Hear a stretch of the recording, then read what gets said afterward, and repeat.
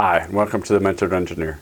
In this video, we are going to look at maintaining level, and there's basically three ways of doing it. There's using parallel links, there's using chains and sprockets, and there's a hydraulic method.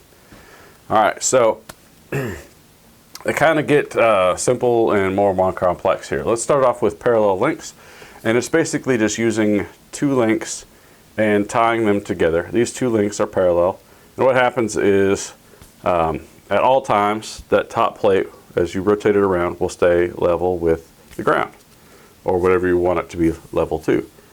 Alright, and that's great, but it does have limitations. You can't go, in this case you could probably go close to 180 degrees, but you couldn't go past that.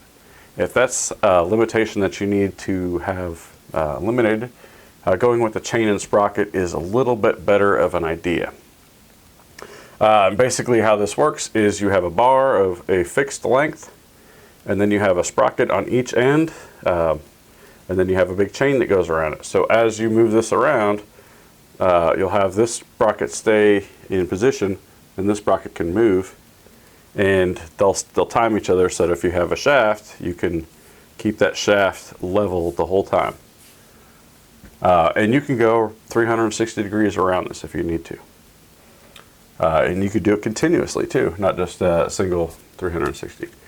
The last one is hydraulic leveling, and this is fairly complex, but it's great if you have something that's like these two, you required to have a fixed length.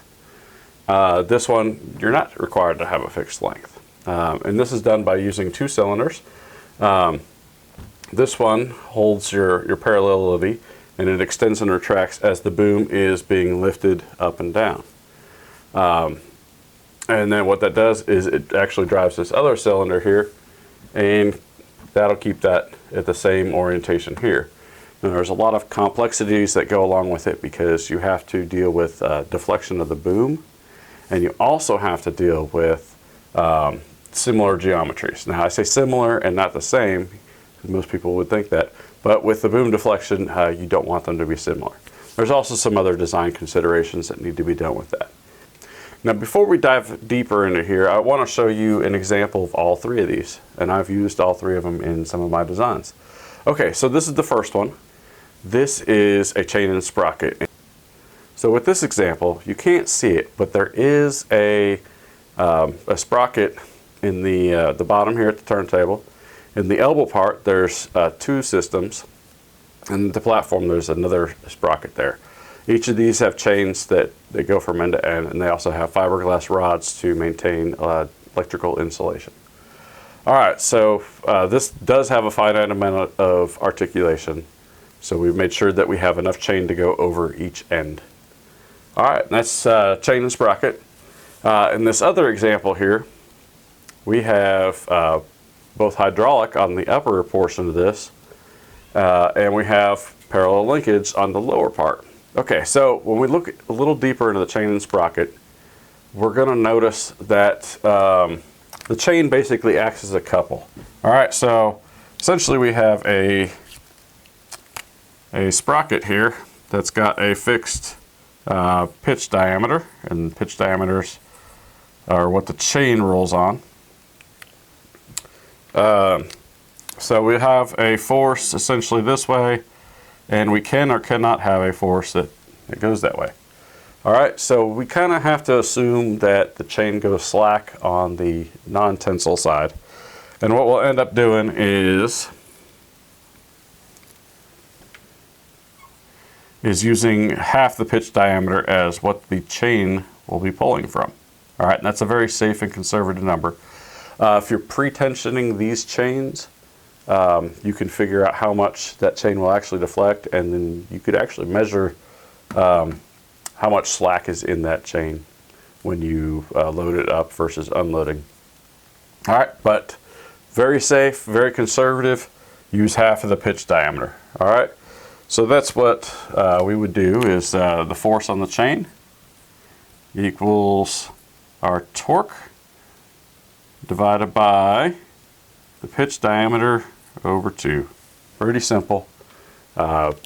Just torque over distance. and that gets us a force. All right, so very simple. Now the cool things that you can do with chain that you can't do with any of these other things is you can actually make them route however you want.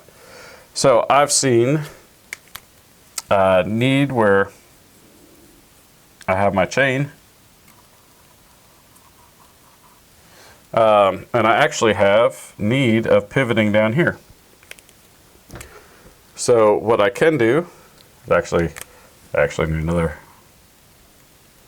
sprocket here, I'm sorry, is I can route my chain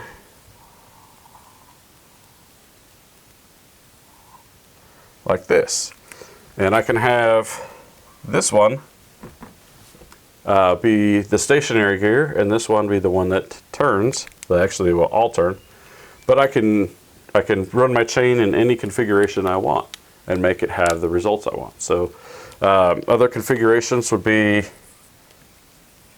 if you wanted to do a dog bone. Run it like that. And you can do this not only with gears, but depending on your strength, you can actually run like plastic wear pads in there. Nylon would be a good material. You can have those go in there and you can guide them together. So there's lots of different ways to do this. Well, that's all the time we have for this episode. Thank you for watching, and join us in the next video where we talk about parallel links and hydraulics a little bit more. Thanks for watching.